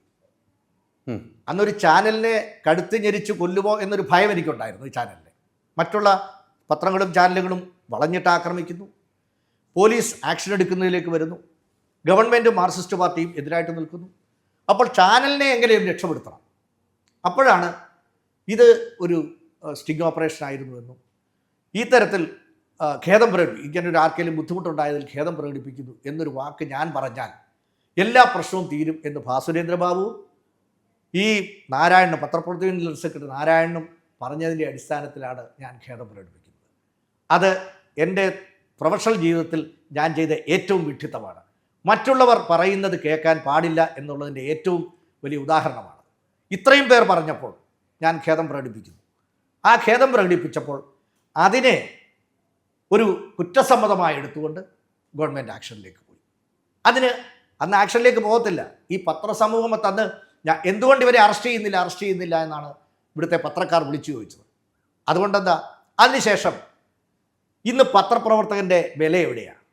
ഞാൻ തിരുവനന്തപുരത്ത് 40 വർഷം തിരുവനന്തപുരത്ത് പത്രപ്രവർത്തകനായിരുന്നു. നമ്മൾ റോഡിയെ നടന്നുകൊണ്ട് പോകുമ്പോൾ നയനാർ മുഖ്യമന്ത്രി വണ്ടി നിർത്തിയിട്ട് ചോദിക്കും, നീ എവിടാടാ പോകുന്നതെന്ന്. കെ കരുണാകരൻ ചോദിക്കും, ഇങ്ങോട്ട് കയറാൻ പറയും. ഇന്ന് പത്രക്കാരന് അന്തസ്സുണ്ടോ? ഈ സെക്രട്ടേറിയറ്റിൽ കയറാൻ പറ്റുന്നുണ്ടോ? ഈ എന്ത് പുച്ഛമാണ് രാഷ്ട്രീയക്കാർക്കും ഭരണാധികാരികൾക്കും. ഈ പത്രക്കാരന് എന്നോട് മാർക്കോസ് എബ്രഹാം, മനോരമയുടെ തിരുവനന്തപുരത്തെ എഡിറ്റോറിയൽ ഹെഡായിരുന്നു. അദ്ദേഹം എന്നോട് പറഞ്ഞു, അജിത്തെ, ഞാൻ കാറിൽ പ്രസ് ക്ലബിൻ്റെ ഒരു എംബ്ലം ഉണ്ട്, അത് കീറിക്കളഞ്ഞെന്ന് പറഞ്ഞു. കാരണം അന്തസ്സില്ല. ഒരു പത്രക്കാരനാണെന്ന് പുറത്ത് പറയാൻ സാധിക്കും. ഇവിടുത്തെ അഭിഭാഷകരുടെ മുമ്പിൽ അടിയറോ പറഞ്ഞില്ലേ? നാണം കിട്ടില്ലേ? ഇപ്പോഴും തലയുയർത്തി നിൽക്കാൻ, അഭിഭാഷകരുടെ മുമ്പിൽ തലയുയർത്തി നിൽക്കാൻ ഈ പത്രസമൂഹത്തിന് കഴിയുന്നുണ്ടോ? ഇതൊക്കെ ഇതിൻ്റെ തുടക്കം അതാണ്. അപ്പോൾ ഞാൻ പറഞ്ഞു വന്നത്, അന്തസ്സും ആഭിജാത്യവുമുള്ള ഒരു തൊഴിലിനെ ഈ തരത്തിൽ കൊണ്ടെത്തിച്ചത് ഇവിടുത്തെ മാധ്യമപ്രവർത്തകരും പത്ര സമൂഹവും തന്നെയാണ്. അപ്പോൾ ഇവരെ എന്നോട് ഇത് പറഞ്ഞപ്പോൾ, ഖേദം പ്രകടിപ്പിച്ചാൽ എല്ലാ പ്രശ്നവും തീരും എന്ന് പറഞ്ഞപ്പോൾ, എൻ്റെ ചാനലിനെ ഞാൻ എൻ്റെ ജീവനേക്കാൾ കരുതലോട് കൊണ്ട് നടക്കുന്ന, എന്നേക്കാൾ എൻ്റെ കുട്ടികളെക്കാൾ ഞാൻ സ്നേഹിക്കുന്ന, എൻ്റെ കുടുംബത്തെക്കാൾ ഞാൻ സ്നേഹിക്കുന്ന എൻ്റെ ചാനലിനെ ശ്വാസം മുട്ടിച്ച് കൊല്ലാതിരിക്കാൻ ഞാൻ ചെയ്ത കോംപ്രമൈസാണത്. പക്ഷേ അതിനെ ഒരു ബലഹീനതയാക്കി എടുത്തുകൊണ്ട് ഞങ്ങളെ അറസ്റ്റ് ചെയ്യുകയും അതിനെല്ലാം ഈ മാധ്യമ സമൂഹം ആകെയല്ല കുറേ പേരെങ്കിലും പിന്തുണയ്ക്കുകയും ചെയ്തു എന്നുള്ളത് കേരള മാധ്യമ ചരിത്രത്തിലെ ഇരുണ്ട അധ്യായമാണ്. ഇവിടെ ഇപ്പോൾ താങ്കൾ പറഞ്ഞല്ലോ, എൻ്റെ വികാരം ആദ്യമായിട്ടായിരിക്കും ഇത്തരം ഒരു വെളിപ്പെടുത്തൽ എന്ന് എനിക്ക് തോന്നുന്നത്. ഇതുവരെ പറയാത്തൊരു വെളിപ്പെടുത്തലാണ്. ഇത്ര ആളുകൾ ചേർന്നാണ് ഖേദം പ്രകടനത്തിന് വന്ന്. പിന്നീട് ഇവരുടെ സപ്പോർട്ടുകളൊന്നും ഉണ്ടായില്ല. താങ്കൾ ഒറ്റപ്പെട്ടു. 40ഓളം ദിവസം ജയിലിൽ കിടക്കേണ്ട വന്നു. 23 ദിവസം ജയിലിൽ കിടക്കേണ്ടി വന്നു. താങ്കളെ കൂടെ ഉള്ളവർക്ക് ആദ്യം ജാമ്യം ലഭിച്ചപ്പോൾ നിങ്ങൾക്ക് ജയന്ത്രൻ ഉൾപ്പെടെ നിങ്ങൾക്ക് 2 പേർക്ക് ആദ്യം ജാമ്യം ലഭിച്ചില്ല. പിന്നീട് ജാമ്യം ലഭിക്കുന്നു. മംഗളം എന്നൊരു സ്ഥാപനം അടച്ചുപൂട്ടലിൻ്റെ വക്കിലേക്ക് പോകുന്നു. വലിയ പ്രതിസന്ധി. താങ്കൾ പറഞ്ഞ സ്വന്തം മക്കളെയും ജീവനക്കാലും സ്നേഹിച്ച ചാനലിന് വേണ്ടിയാണ് താങ്കൾ ക്ഷമാപണം നടത്തിയത്. പിന്നീട് അതുമായി ബന്ധപ്പെട്ട ഒരു ജേർണലിസ്റ്റ്, ഒരു ലേഡി അവിടെ വന്ന് ആ സ്ഥാപനത്തിൽ ജോലി ചെയ്യുന്ന ഒരു ലേഡിയായിരുന്നു. അതിൻ്റെ പിന്നീട് ഒരു കഥകൾ പലതുണ്ട്. അവിടെ ജേർണലിസ്റ്റ് ആയിരുന്നില്ല, അവിടെ ഒരു അതൊക്കെ പച്ചക്കള്ളം. അതാണ് റിസപ്ഷൻ ആയിട്ട് വന്നതാണ്. പച്ചക്കള്ളം. നമ്മൾ ആരോട് മറുപടി പറയുക? അവർ ജേർണലിസ്റ്റ് ട്രെയിനി ആയിരുന്നു. ഞാൻ പറഞ്ഞല്ലോ, അവരുടെ ഭർത്താവ് PRD ഇൻഫർമേഷൻ ഓഫീസറായിരുന്നു. അപ്പം ജേർണലിസ്റ്റ് ആയിരുന്നു. അല്ല എന്ന് ആൾക്കാർ പറഞ്ഞാൽ നമ്മൾ എന്തായാലും. പിന്നെ എന്തുകൊണ്ട് അവരുടെ ഭാഗത്ത് നിന്ന് പോലും ഒരു പിന്തുണ കിട്ടാതെ പോയാൽ? ഈ ജേർണലിസ്റ്റിലും അവരുടെ കുടുംബത്തിൽ നിന്നും ഒരു പിന്തുണ പിന്തുണ ലഭിച്ചില്ലെന്ന് ആരാ പറഞ്ഞത്? എങ്ങനെയാണ് പിന്തുണ ലഭിച്ചത്? ആ പെൺകുട്ടി ഞാൻ പറയുന്നത് വരെ, അതായത് ഞങ്ങൾ പറയുന്നത് വരെ ഞങ്ങളോടൊപ്പം നിൽക്കുകയും ആ പെൺകുട്ടി ടെലിവിഷനിൽ വന്ന് എന്നോടാണ് മന്ത്രി ഇത്തരത്തിൽ സംസാരിച്ചതെന്ന് തുറന്നു പറയാൻ തയ്യാറായിരുന്നു. ഇത് മുഖം കാണിച്ചുകൊണ്ട് പറയാൻ തയ്യാറായിരുന്നു. അന്നത്തെ എഡിറ്റോറിയൽ ബോർഡ് അത് വേണ്ടെന്ന് പറഞ്ഞു. അവിടെയല്ല പരാജയം വന്നത്. ആ എഡിറ്റോറിയൽ ബോർഡ് അത് വേണ്ടെന്ന്. അപ്പോൾ പേടി അന്നത്തെ എഡിറ്റോറിയൽ ബോർഡിനെയും ബാധിച്ചു എന്ന് വെച്ചു. അപ്പോൾ അതുകൊണ്ട് അല്ലായിരുന്നെങ്കിൽ ആ പെൺകുട്ടി തയ്യാറായിരുന്നു, എന്നോടാണ് സംസാരിച്ചത്, ഞാൻ വന്ന് പറയാൻ. അവർ പരാതിപ്പെട്ടു പോലീസിൽ. ആ പരാതിപ്പെട്ടപ്പോൾ അതിൻ്റെ ഭാഷ വക്കീൽ ഭാഷയാണെന്ന് പറഞ്ഞുകൊണ്ട് അത് അംഗീകരിക്കപ്പെട്ടില്ല. അപ്പോൾ അതുകൊണ്ട് അവരൊരിക്കലും ഇതിനെ തള്ളി പറഞ്ഞിട്ടില്ല. മറ്റൊന്ന്, ഈ മന്ത്രിയെ തിരിച്ചു കയറ്റുന്നതിന് മന്ത്രിയെ തിരിച്ച് രണ്ടാമത് പരാതി പിൻവലിച്ചതിന് ശേഷമാണ് ഈ മന്ത്രി തിരിച്ചു കയറുന്നത്. ആ പരാതി പിൻവലിക്കുന്നതിനും ഞങ്ങളുടെ അനുമതിയോടുകൂടിയാണ് ആ പെൺകുട്ടി പരാതി പിൻവലിച്ചത്. കാരണം മന്ത്രിയാക്കണം, പൊളിറ്റിക്കൽ ഡിസിഷൻ. ഭരണമുന്നണിക്ക് അദ്ദേഹത്തെ വീണ്ടും മന്ത്രിയാക്കണമെന്ന് പറഞ്ഞു. ഞങ്ങളൊരു ഫൈറ്റിന് തയ്യാറുമല്ലായിരുന്നു. അതോടെ നമ്മൾ ഈ ഫൈറ്റിന് എങ്ങനെ ചെയ്യാൻ പറ്റും? പത്രക്കാരുടെ പിന്തുണയില്ല, നമ്മുടെ ചാനൽ അടച്ചുപൂട്ടലിൻ്റെ വക്കിലാണ്. ആ തരത്തിൽ പിടിച്ചു നിൽക്കാൻ പറ്റില്ല. അതുകൊണ്ടാണ് ആ പെൺകുട്ടി ഞങ്ങളോടൊപ്പമാണ് അവസാന നിമിഷം വരെ നിന്നത്. അവരിപ്പോൾ അഭിഭാഷകയാണ്. ചെയ്തത് സത്യമാണ് എന്ന് ഇപ്പോഴും വിശ്വസിക്കുന്നു. ആ ചെയ്തത് അത്തരം ഹണി ട്രാപ്പ് തന്നെയാണ്. അത് ഹണി ട്രാപ്പ് അല്ലായിരുന്നു, സത്യസന്ധമായ കാര്യമാണ് എന്ന് ഇപ്പോഴും അജിത് എന്ന് പറയുന്ന വ്യക്തി വിശ്വസിക്കുന്നു. അന്ന് ഖേദം പ്രകടിപ്പിച്ചത് നമുക്കുണ്ടായ തെറ്റല്ല, ഇവരെല്ലാം പറഞ്ഞതുകൊണ്ടാണ്. അന്ന് ചെയ്തത് സത്യസന്ധമായ വാർത്തയെന്ന് തന്നെയാണ് ഇപ്പോഴും പറയുന്നത്. തീർച്ചയായിട്ടും. അല്ലെങ്കിൽ മൂന്നാമത്തെ മണിക്കൂറൊക്കെ രാജിവെക്കും. ഞാൻ അസത്യമാണെങ്കിൽ മൂന്നാമത്തെ മണിക്കൂർ പ്രഷറുണ്ട്, ഒരു മന്ത്രിസഭയ്ക്ക് ഒരു പ്രഷറുണ്ടല്ലോ. ഒരു ചാനൽ വന്ന് ലോഞ്ച് ചെയ്യുമ്പോൾ, ഒരു വാർത്ത അടിക്കുമ്പോൾ, ഒരു അന്ന് മാധ്യമപ്രവർത്തകർ വില ഉണ്ടായിരുന്ന കാലഘട്ടങ്ങളായിരുന്നു. പക്ഷെ ഒരു കാര്യം ഹൈദരലി, അന്ന് അസത്യമാണെങ്കിൽ ഞങ്ങളെ പിടിച്ച് ജയിലിലിടാവല്ലോ. അസത്യമായൊരു വാർത്ത അന്ന് അഭിലാഷ്, ഇപ്പോഴത്തെ മാതൃഭൂമിയിലെ അഭിലാഷ് എന്നോട് ചോദിച്ചു. അന്ന് റിപ്പോർട്ട് റിവ്യൂലിരിക്കുമ്പോൾ എന്നോട് ചോദിച്ചു, ഇത് അസത്യമാണെങ്കിൽ നിങ്ങൾ രാജിവെക്കുമോ? അസത്യമല്ല, പിന്നെന്തിനാ രാജിവെക്കുന്നത്? അന്ന് നികേഷിൻ്റെ റിപ്പോർട്ടർ TV-യിൽ അന്ന് ഞങ്ങൾ ജയിലിലേക്ക് കോടതി ഹാജരാക്കാൻ കൊണ്ടുപോയി. കോടതി ഹാജരാക്കാൻ ഞങ്ങളെ കയ്യാമം വെച്ചാണ് കൊണ്ടുപോകുന്നത്, വിലങ്ങ് വെച്ചാണ് കൊണ്ടുപോകുന്നത്. അന്ന് 500 അഭിഭാഷകർ ചുറ്റും നിന്ന് തെറി പറഞ്ഞു, കൂവി വിളിച്ചു. അന്ന് അഭിഭാഷകരും പത്രക്കാരും തമ്മിലുള്ള പ്രശ്നം നടന്നത്. അന്ന് എനിക്കൊരു പ്രശ്നമുണ്ടായി. അന്ന് പത്രക്കാരും അഭിഭാഷകരും തമ്മിൽ പ്രശ്നം നടക്കുമ്പോൾ ഞാൻ തിരുവനന്തപുരം പ്രസ് ക്ലബ് പ്രസിഡന്റാണ്. അന്ന് മനോരമ ഒഴികെ എല്ലാ ചാനലിലും പത്രക്കാർക്ക് വേണ്ടി ഡിബേറ്റിൽ പങ്കെടുക്കുന്നത് ഞാനാണ്. സ്വാഭാവികമായിട്ട് അഭിഭാഷകർക്കെതിരെ സംസാരിക്കുമല്ലോ, ഞാൻ സംസാരിക്കാൻ ഒട്ടും മോശമല്ലല്ലോ. അപ്പോൾ ആർഗ്യൂ ചെയ്ത് രാംകുമാറിനെ വരെ ഞാൻ വെള്ളം കുടിപ്പിച്ചു. നമ്മുടെ അഡ്വക്കേറ്റ് രാംകുമാറിനെ വരെ അദ്ദേഹത്തിൻ്റെ നിശബ്ദമാക്കി, അദ്ദേഹത്തോട് സംസാരിച്ച്. ആ ഒരു അവസ്ഥയിൽ റിപ്പോർട്ടർ ചാനൽ എഴുതി കാണിച്ചു, ചാനൽ മേധാവിയെ അഭിഭാഷകർ തടഞ്ഞു വെച്ചിരിക്കുന്നു. അത് ആഘോഷിച്ച പത്രക്കാരാണുള്ളത്. അതായത് അവർക്ക് വേണ്ടി സംസാരിച്ച, അല്ലാതെ എനിക്കെന്താ അഭിഭാഷകരുമായിട്ട് പ്രശ്നം? ഞാൻ അവരുമായിട്ടൊരു പ്രശ്നമില്ല. അവർക്ക് വേണ്ടി ആർഗ്യൂ ചെയ്ത, ഡിബേറ്റിൽ പങ്കെടുത്ത, മാധ്യമങ്ങൾക്ക് വേണ്ടി വീരോടെ വാദിച്ച എന്നെ അതിൻ്റെ പേരിൽ അഭിഭാഷകർ കൂക്കി വിളിച്ചപ്പോൾ ചാനൽ മേധാവിയെ അഭിഭാഷകർ തടഞ്ഞു വെച്ചു എന്നിവിടുത്തെ അടിക്കുറിപ്പ് കൊടുത്ത, ടിക്കർ കൊടുത്ത ആൾക്കാരാണ് ഇവിടുത്തെ പ്രമാണിമാർ. എന്ത് അന്തസ്സാ മാധ്യമപ്രവർത്തനത്തിനുള്ളത്? ഇവർക്ക് കിട്ടേണ്ടത് കിട്ടി. ഇവിടുത്തെ മാധ്യമപ്രവർത്തകർക്കും പത്രക്കാർക്കും കിട്ടേണ്ടത് കിട്ടി. ആത്മാഭിമാനമുള്ള ഒരുത്തരും ഈ രംഗത്തേക്ക് വരാത്ത നിലയിലേക്ക് ഇപ്പോൾ ഈ മാധ്യമ പ്രവർത്തനത്തെ കൊണ്ടെത്തിച്ചത് ഇതുപോലുള്ള മാന്യന്മാരാണ്. ഇവിടെ ഇപ്പോൾ പറഞ്ഞു വച്ചതിൽ നിന്ന് തന്നെ തുടങ്ങട്ടെ. അന്ന് ചെയ്തത് തെറ്റല്ല എന്ന് ഇപ്പോഴും വിശ്വസിക്കുന്നു. അതുകൊണ്ട് തന്നെയാണ് അന്ന് ജയിലിൽ പോകേണ്ട വന്നു. കോടതിയിൽ കേസിന്റെ FIR ഉള്ളൂ, ഒരു തെളിവില്ല. FIR ലെവലിൽ ഇപ്പോഴും ഇപ്പോൾ നിൽക്കുകയാണ്, കേസ് നിൽക്കുകയാണ്. പിന്നീട് ശശീന്ദ്രൻ മന്ത്രിയാവുന്നു. ഇപ്പോഴും എന്തൊക്കെ കേസ് ഈ മന്ത്രിസഭയിൽ എന്തൊക്കെ കേസ് ചീഞ്ഞു നാർന്ന ഒരു ടെലിഫോൺ സംഭാഷണം ഉണ്ട് എന്ന് കേൾക്കുന്നു. അങ്ങനെ എന്തെങ്കിലും അറിവുണ്ടോ? അതിപ്പം ചില ഓൺലൈൻ ചില പത്രങ്ങളിലൊക്കെ വന്നിട്ടുണ്ട്. അദ്ദേഹത്തെക്കുറിച്ച് തന്നെ ഒരു ആരോപണം വീണ്ടും വന്നിട്ടുണ്ട്. ഒരു വനിതയോട് മോശമായി സംസാരിച്ചു, അദ്ദേഹത്തിൻ്റെ ഓഫീസിലെ ഫോണിൽ നിന്ന് സംസാരിക്കപ്പെട്ടു എന്നൊരു ആരോപണം ഇപ്പോൾ വന്നിട്ടുണ്ട്. അണ്ണാൻ മരം കയറ്റം മറക്കില്ലല്ലോ, അതാണ് അവസ്ഥ. ഇപ്പോഴും വേറെ ഓൺലൈനിലൊക്കെ വരുന്നുണ്ട്. പക്ഷേ ഈ ഓൺലൈനിൽ വരുന്ന എല്ലാ വാർത്തയും വിശ്വസിക്കാൻ കഴിയുമോ? താങ്കളുടെ ഒരു സീനിയോറിറ്റി വെച്ചിട്ട് എല്ലാ വാർത്തയും ഒരിക്കലും വിശ്വസിക്കാൻ പറ്റില്ല. ഓൺലൈൻ ക്രെഡിബിലിറ്റി ഇല്ലല്ലോ സ്വാഭാവികമായിട്ട്. അപ്പോൾ എല്ലാം വിശ്വസിക്കാൻ പറ്റില്ല. എന്നാൽ എല്ലാം അല്ലതാനും. പക്ഷെ താങ്കൾ ഈ വിഷയങ്ങളൊക്കെ ഉണ്ടായപ്പോൾ മംഗളം എന്നൊരു സ്ഥാപനം പൂർണ്ണമായിട്ടും താങ്കളുടെ കൂടെ നിന്നിരുന്നോ ഈ വിഷയം ഉണ്ടായപ്പോൾ? ഈ വിഷയം ഉണ്ടായപ്പോൾ തീർച്ചയായിട്ടും നിന്നു. അതിനുശേഷം പിന്നെ ചാനൽ എവിടെ മംഗളം താങ്കളെ പുറത്താക്കല്ല, ഞാൻ 2021 രാജിവെക്കുക ചെയ്തത്. ഇപ്പോഴും ആഫീസിൽ എൻ്റെ പേരും എൻ്റെ ബോർഡ് എൻ്റെ ആഫീസിലുണ്ട്. അതിൻ്റെ ആഫീസിൻ്റെ കീ ഇപ്പോഴും, എൻ്റെ മേശയുടെ കീ ഇപ്പോഴും എൻ്റെ കയ്യിലുണ്ട്. എൻ്റെ ബോർഡ് ഇപ്പോഴും അവർ മാറ്റിയിട്ടില്ല. ഞാൻ രാജിവെച്ചു 2021. രാജിവെച്ച സമയത്ത് അന്ന് മംഗളം ചാനൽ സക്സസ് ആക്കി എടുക്കാൻ എനിക്ക് കഴിഞ്ഞില്ല. അതിൻ്റെ ധാർമ്മിക ഉത്തരവാദിത്വം ഏറ്റെടുത്ത് തന്നെയാണ് ഞാൻ രാജിവെച്ചത്. എന്തൊക്കെയായിരുന്നാലും സക്സസ്സിന് പകരം സക്സസ് ഉണ്ടാകണം. അത് വേണം. ചാനൽ സക്സസ് ആക്കാൻ എനിക്ക് കഴിഞ്ഞില്ല. അതിൻ്റെ ഏറ്റവും നേതൃപരമായ പങ്ക് വഹിച്ച ഞാൻ തന്നെയാണ് ധാർമ്മിക ഉത്തരവാദിത്വം ഏറ്റെടുക്കേണ്ടത്. അതുകൊണ്ട് ഞാൻ രാജിവെച്ചു. അല്ല, ഇപ്പോഴും അവരൊക്കെ ആയിട്ടുള്ള സൗഹൃദം ഇപ്പോഴും നിലനിൽക്കുന്നുണ്ട്.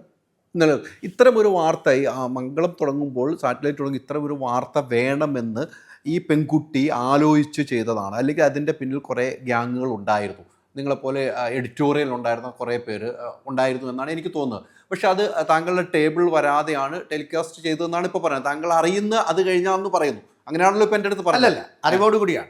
എൻ്റെ പെർമിഷൻ ഇല്ലാതെ വാർത്ത വരും. പക്ഷേ അറിവോട് കൂടിയാണ്. പക്ഷേ അത് ഒന്നും കൂടെ ക്ലാരിറ്റി വരുത്തണമായിരുന്നു. അത് ശരി. ഇതിപ്പോൾ ഇതിനകത്ത് ലീഗൽ ഒപ്പീനിയൻ എടുക്കുകയും ചില ക്ലാരിറ്റി, അതിനകത്ത് ഒരു മിസ്റ്റേക്ക് വന്ന, ചില പ്രായോഗികമായ ചില മിസ്റ്റേക്ക് വന്നു എന്നുള്ളത് ശരിയാണ്. കാരണം ഈ ഐഡൻറ്റിറ്റി വെളിപ്പെടുത്താതിരിക്കാൻ അത് വീട്ടമ്മ എന്ന് പറഞ്ഞത് തെറ്റായിപ്പോയി. ഇത് പത്രലേഖിക തന്നെ, ഞങ്ങളുടെ ലേഖിക തന്നെ റെക്കോർഡ് ചെയ്തതാണ്. അവരോട് സംസാരിച്ചപ്പോൾ അവർ തന്നെ റെക്കോർഡ് ചെയ്തതാണ് എന്ന് പറഞ്ഞിരുന്നെങ്കിൽ ഒരു പ്രശ്നവും ഉണ്ടാകുമായിരുന്നില്ല. അത് വിജയമായാണ്. അതെ. അപ്പോൾ അതുകൊണ്ട് അത് അവിടെയാണ് സത്യം പോകുന്നത്. അതൊരു കാര്യം. അത് എഡിറ്റോറിയൽ ബോർഡൂടെ ചേർന്ന് ഒരുമിച്ച് കൂട്ടായ ഒരു തീരുമാനം എടുക്കേണ്ടതായിരുന്നു. അവിടെ നമുക്ക് പരാജയം ഉണ്ടായി. ഒരു വലിയ പരാജയം തന്നെയാണ്. ആ വീഴ്ച വലിയ വീഴ്ചയാണല്ലോ അനുഭവിച്ചു. പക്ഷേ ഇപ്പോഴും അജിത്ത് എന്ന് പറയുന്ന ഈ ഇപ്പോഴത്തെ നിലവിലെ സ്ഥാപനത്തെ CEO ആയിരിക്കുമ്പോഴും ഇപ്പോഴും അന്നത്തെ വിഷയം താങ്കളെ അലട്ടുന്നുണ്ട്. താങ്കളോട് കൂടി ചങ്ങാത്തം കൂടിയ പല ആളുകളും മാറിപ്പോയിട്ടുണ്ട്. ചങ്ങാത്തം കൂടാൻ പല ആളുകളും വിസമ്മതിക്കുന്നുണ്ട്. അങ്ങനെ ഒരു സിറ്റുവേഷൻ താങ്കൾക്ക് ഇപ്പോഴും ഉണ്ടോ? അങ്ങനെ എനിക്ക് ഫീൽ ചെയ്തില്ല.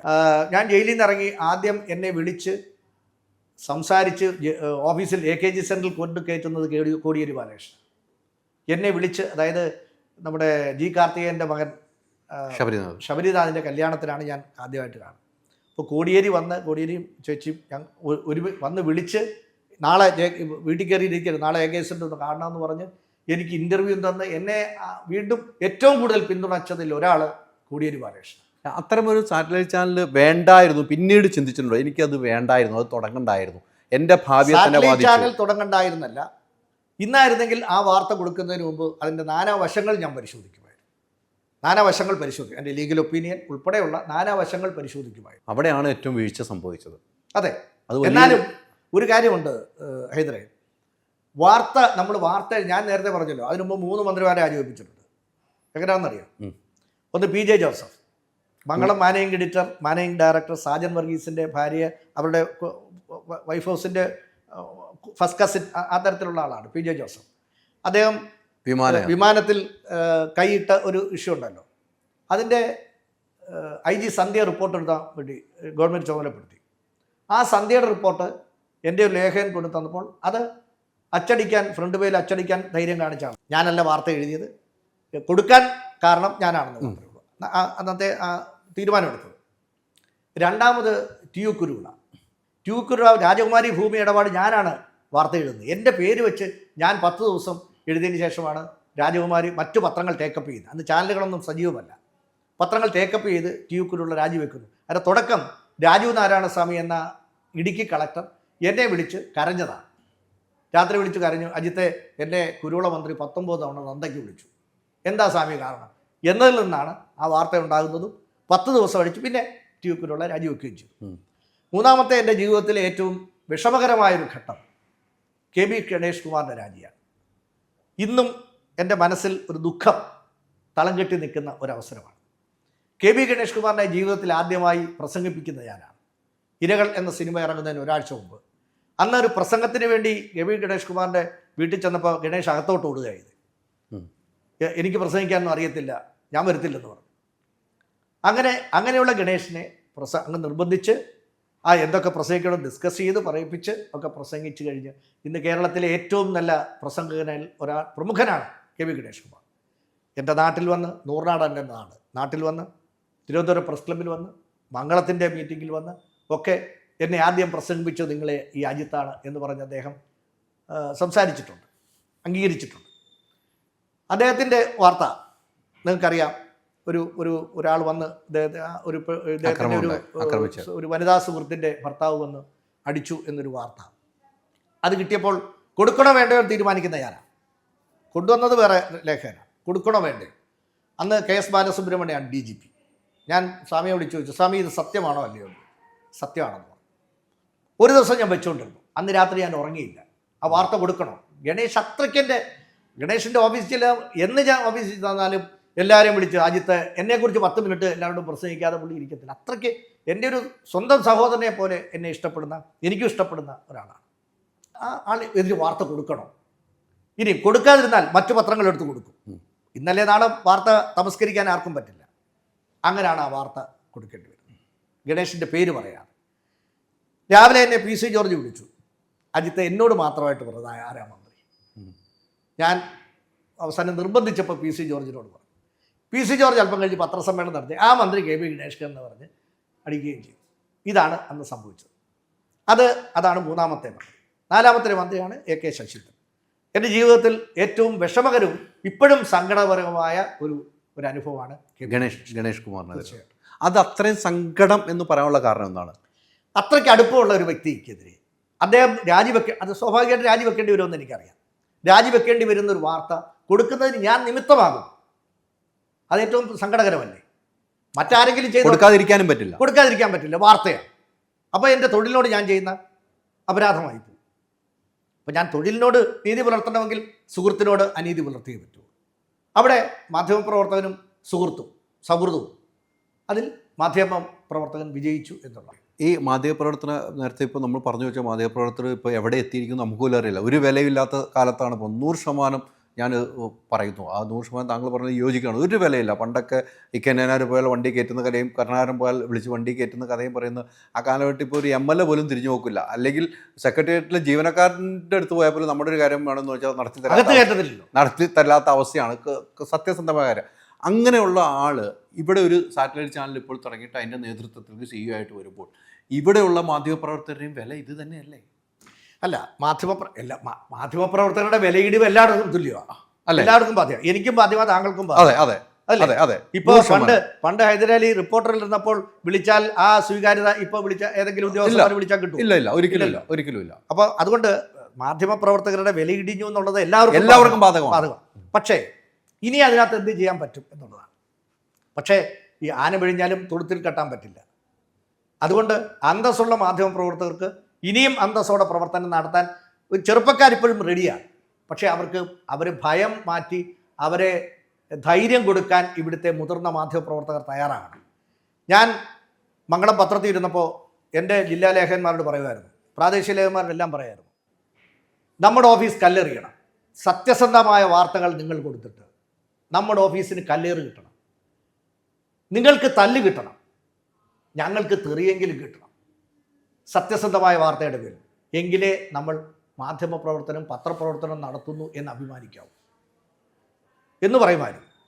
അതുപോലെ ഇപ്പോഴും ചെറുപ്പക്കാർ എന്തിനും തയ്യാറാണ്. പക്ഷേ എവിടെയെങ്കിലും ഒരു മിസ്റ്റേക്ക് വന്നാൽ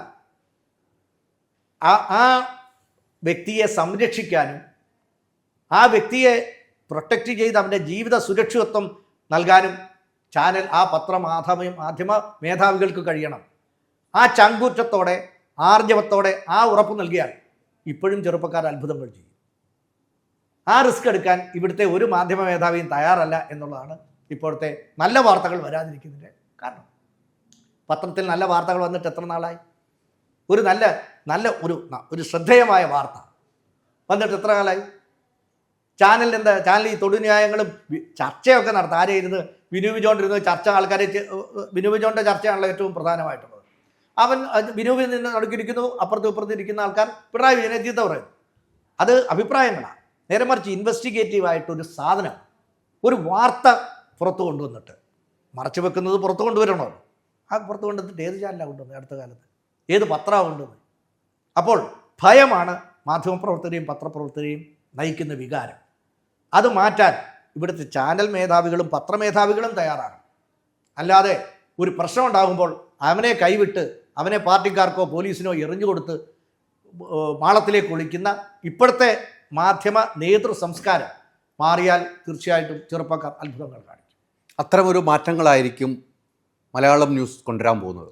ആഗ്രഹം അതാണ്. ആഗ്രഹത്തിനോടൊപ്പം ചുവട് വയ്ക്കുന്ന കുറേ സീനിയർ ആളുകളുമുണ്ട് ഇവിടെ. ഇപ്പോൾ തീർച്ചയായിട്ടും എനിക്കതിനകത്ത് ന്യൂസ് മലയാളത്തിലെ ഏറ്റവും പ്രധാനപ്പെട്ട ഒരു കാര്യം മാനേജ്മെൻറ്റും, അതായത് ചെയർമാനും എം ഡിയും അതുപോലെ തന്നെ നല്ല മുതിർന്ന പത്രക്കാരുടെ ഒരു നല്ല സംഘം, നല്ല പ്രതിഭകളുടെ ഒരു സംഘം നമുക്ക് ഇവിടെ പ്രവർത്തിക്കാനുണ്ട്. അതുകൊണ്ട് എനിക്ക് തീർച്ചയായിട്ടും അത്ഭുതങ്ങൾ സൃഷ്ടിക്കാൻ കഴിയും. എനിക്ക് കഴിയല്ല, ഞങ്ങൾ കൂട്ടായിട്ട് ഈ ചാനലിന് അത്ഭുതങ്ങൾ സൃഷ്ടിക്കാൻ കഴിയും എന്ന കാര്യത്തിൽ എനിക്ക് സംശയമില്ല. അല്ല, ഒരു വാർത്ത ചെയ്തിട്ട് ഇത്രയും നാളും ജയിലിൽ പോയ ഒരു വ്യക്തി ഉണ്ടെങ്കിൽ, ഒരു സ്ഥാപനത്തിൻ്റെ എം ഡിയും അതിൻ്റെ എല്ലാമായ ഒരു വ്യക്തി ഉണ്ടെങ്കിൽ കേരളത്തിൽ അല്ലെ ഇന്ത്യയിൽ താങ്കൾ മാത്രമേ ഉള്ളൂ എന്ന് എനിക്ക് തോന്നുന്നു എന്നാണ് പലരും പറയുന്നത്. എനിക്കും അങ്ങനെയാണ് തോന്നുന്നത്. അതിന് എന്നോട് സി പി ജോൺ പറഞ്ഞൊരു കഥയുണ്ട്. സി പി ജോൺ ഞാൻ ജയിലിൽ കിടന്നപ്പോൾ സ്വദേശാഭിമാനി എന്നോട് പറഞ്ഞു, ഈ ഭരണാധികാരിയുടെ ഈ ലൈംഗിക ചേഷ്ടകൾ പുറത്തു കൊണ്ടുവന്നതിന് രണ്ടാമത് ജയിലിൽ പോകുന്ന ആൾ അജിത്താണ്, ആദ്യം ജയിലിൽ പോയ ആൾ സ്വദേശാഭിമാനിയാണ്. ഞാൻ പറഞ്ഞു, ജോടെ സ്വദേശാഭിമാനി എവിടെ നിൽക്കുന്നു, ഞാൻ എവിടെ നിൽക്കുന്നു. അല്ല, അപ്പോൾ സി പി ജോൺ പറഞ്ഞത് സ്വദേശാഭിമാനി അന്ന് സർ രാജഗോപാലാചാരി എന്നൊരു ദിവാൻ ഭരിച്ചിരുന്നു. ദിവാൻ്റെ മകനാണ് എസ് വരദരാജൻ നായർ. വരദരാജൻ നായരുടെ മകനാണ് വി പ്രതാപേന്ദ്രൻ, വീക്ഷണത്തിൻ്റെ തിരുവനന്തപുരത്തെ ബ്യൂറോ ചീഫായിരുന്ന KPCC ട്രഷറായിരുന്ന വി പ്രതാപേന്ദ്രൻ. ഈ വരദരാജാചാര്യക്ക് ഒരു സോക്കേടുണ്ട്, അങ്ങനെ സ്ത്രീ വിഷയത്തിൽ ഇത്രയും വീക്ക്നെസ് ഉള്ളതാണ്. അദ്ദേഹം ഒരു സ്കൂൾ ഫംഗ്ഷൻ ചെന്നപ്പോൾ വനിതകളോട് ലൈംഗിക ചുവയുള്ള സംഭാഷണം നടത്തി. അത് സ്വദേശാഭിമാനി പിറ്റേ ദിവസത്തെ പത്രത്തിൽ ഭയങ്കരമായിട്ട് അറ്റാക്ക് ചെയ്തെഴുതി. ആ ഭാഷ, ആ റിപ്പോർട്ട് നമ്മളിപ്പോൾ വായിച്ചാൽ സത്യം പറഞ്ഞാൽ ഇതൊക്കെ എഴുതി ഇപ്പോഴെങ്ങാനാണെങ്കിൽ പട്ടാളത്തെ അയച്ച് ഒരു വെടിവെച്ച് കൊന്നേനെ. അതുപോലെ രൂക്ഷമായ ഭാഷയിലാണ് എഴുതിയത്.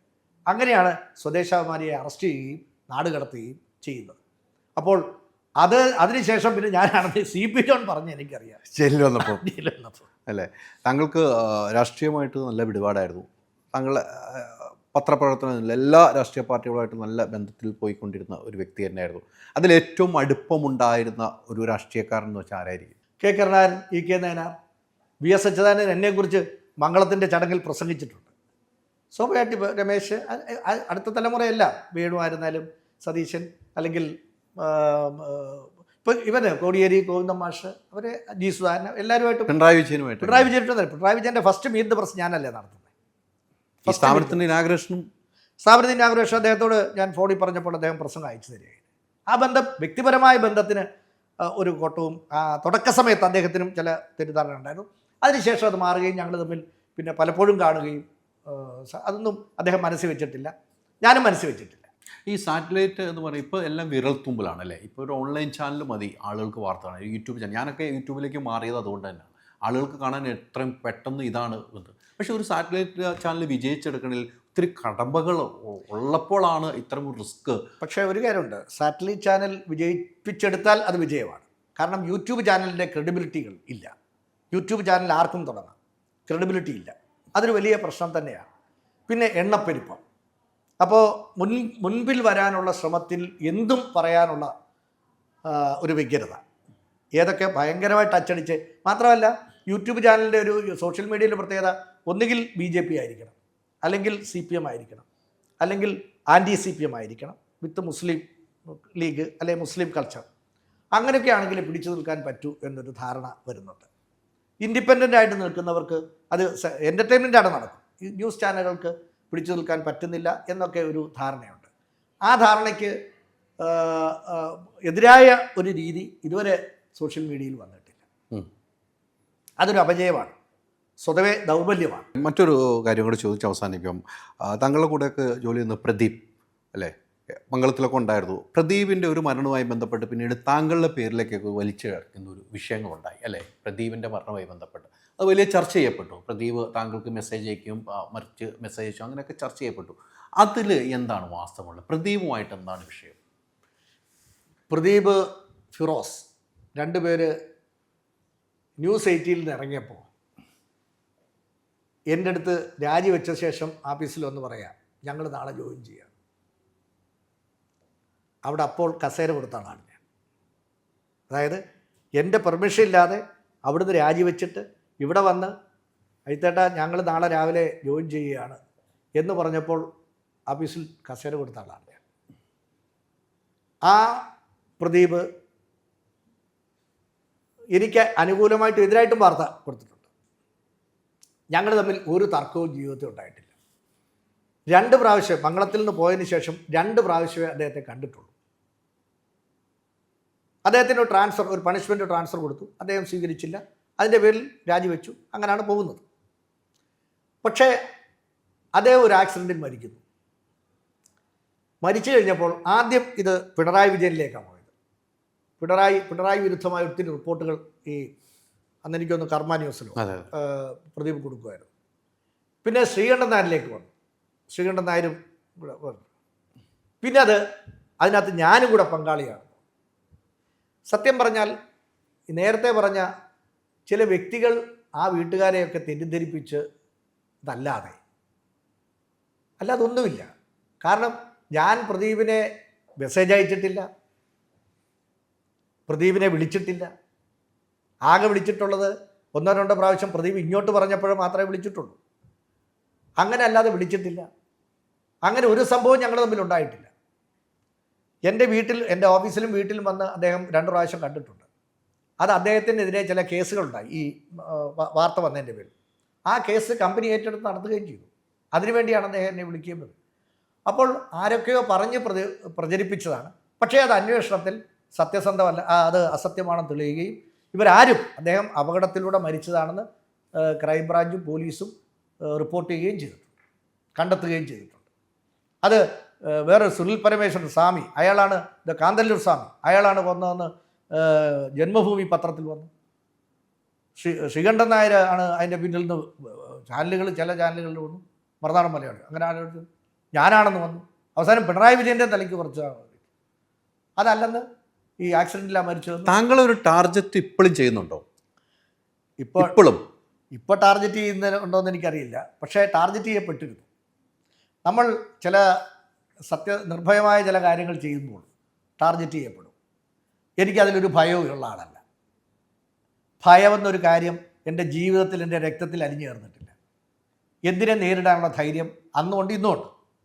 അതുകൊണ്ട് ആ ധൈര്യമാണ്, ആ ഭയമില്ലായ്മ, നിർഭയത്വമാണ് എൻ്റെ ഏറ്റവും വലിയ കൈമുതൽ എന്ന് ഞാൻ വിശ്വസിക്കുന്നു.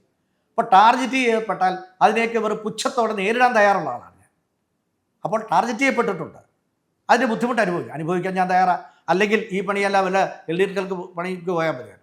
പത്രപ്രവർത്തകരാകുമ്പോൾ ടാർഗറ്റ് ചെയ്യപ്പെട്ടാൽ അതിനെ നേരിടാനുള്ള ശേഷി വേണം, ശക്തി വേണം, ധൈര്യം വേണം. അല്ലെങ്കിൽ ഈ പണിക്ക് പോരും, വേറെ എന്തെങ്കിലും പണിക്ക് പോകും. ദീർഘകാലം തിരുവനന്തപുരം പ്രസ് ക്ലബ്ബിലെ തലപ്പത്തിരുന്ന് നയിച്ച ഒരു വ്യക്തി ദീർഘകാല പത്രപ്രവർത്തനമാണ് ഇപ്പോഴും തുടർന്നുകൊണ്ടിരിക്കുന്നു. ഇപ്പോഴും പേന എടുത്തെഴുതാൻ തോന്നാറില്ലേ?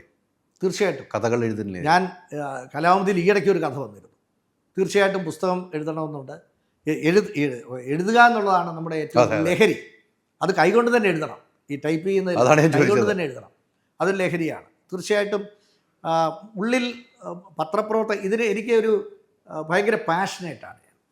മാധ്യമപ്രവർത്തകൻ, പ്രത്യേകിച്ച് പത്രപ്രവർത്തകനാകുന്ന ഞാൻ അടുത്ത കാലം വരെ എല്ലാ ഡിബേറ്റിലും മംഗള ചാനലിരിക്കുമ്പോൾ തന്നെ എല്ലാ ഡിബേറ്റിലും പങ്കെടുക്കുമായിരുന്നു, മറ്റ് ചാനലുകളിൽ പോലും. പിന്നെ ഒരു കാലത്ത് അത് വേണ്ടെന്ന് വെച്ചു. ഡിബേറ്റ് ചെയ്യാനങ്ങ് മടുത്തു. നമുക്കൊരു മടുപ്പ് വരുമല്ലോ. അതുകൊണ്ട് ഇപ്പോൾ അതിൽ അങ്ങ് പങ്കെടുക്കാറില്ല. പക്ഷേ ഇപ്പോഴും മാധ്യമപ്രവർത്തനം, പത്രപ്രവർത്തനം എനിക്കൊരു പാഷനാണ്. എനിക്കിപ്പോഴും ഒരു ലഹരിയാണ്.